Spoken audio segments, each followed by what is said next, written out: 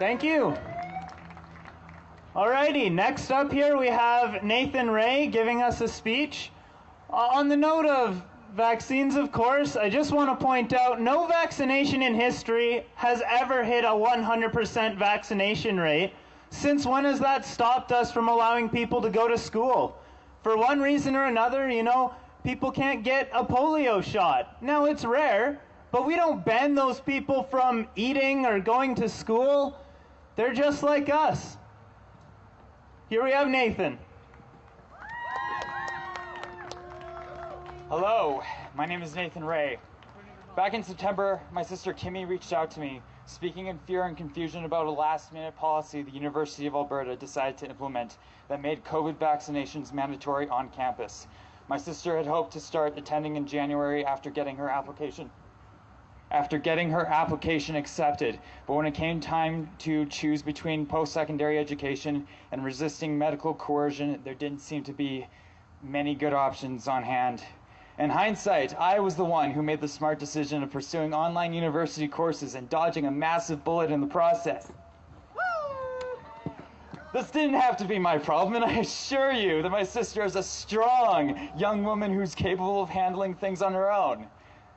But this is my flesh and blood, and I knew that I couldn't withhold assistance from her when it was in my power to act. So I took it upon myself to do some research and found people who are in the same situation as her. People who are here right now. People who felt isolated and alone and powerless against these institutions that were determined to deny students from being present on campus on the basis of their medical decisions.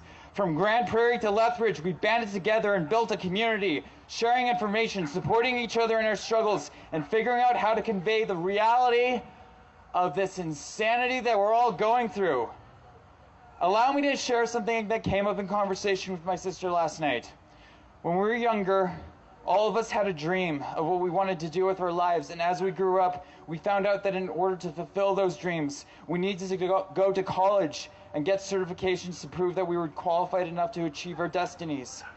If we got kicked out, it was because we failed to meet the standards of academic quality that were set before us. It was our fault, no one else's. And then, seemingly out of nowhere, these mandates came in to take something that was supposed to be the key to unlocking our dreams, only to put behind a wall with the promise that you can access it if you agree to get vaccinated. It doesn't matter if you have talent, it doesn't matter if you have potential, it doesn't matter if this is the only place you can get your advanced degree in human ecology or interpretive dance or whatever. It doesn't matter if you have concerns about the safety or effectiveness of the vaccines. It doesn't matter if you feel like you're being forced to make a choice while a gun is being pointed at your face. What's being done is in the best interest of everyone's safety. And if you're not willing to get on the bandwagon, then by all means, you deserve to be left behind, you fuckers! We don't have a problem if other people want to get vaccinated against this virus, especially if it's done out of their own free will, and in the genuine belief that doing so will protect them from harm.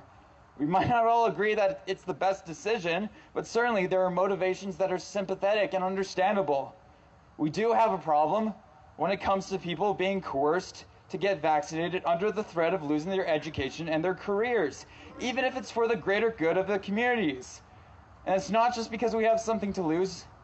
Everyone has something to lose. After all, why stop at vaccine mandates? Why not dictate other personal decisions as well? This battle that we're fighting might be for ourselves, for everyone in this community, but it's also for everyone who attends these universities and for everyone who's part of the society that we live in. There's going to be a day when you'll need to get a booster shot in order to keep everything you hold dear, and you're either going to comply and lose a little bit of your autonomy, or you're going to look at us struggling to justify our existence to apathetic authorities and yet still finding a way to thrive in spite of everything we're facing. And if we can do it, anyone can do it.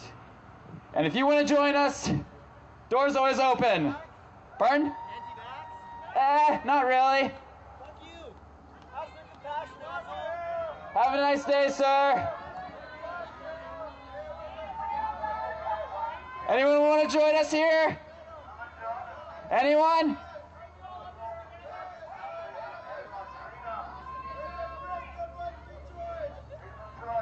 I started out doing this because of the love I have for my sister, and I continue doing this out of the love I have for the friends I've made over the last 2.5 months.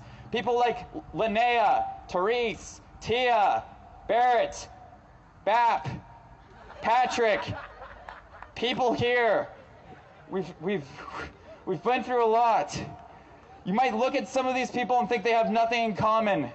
Catholics, Pentecostals, agnostics, pagans, artists, scientists, entrepreneurs, tradespeople, all coming together to support, encourage, and love each other, even when we face the possibility of losing everything we have.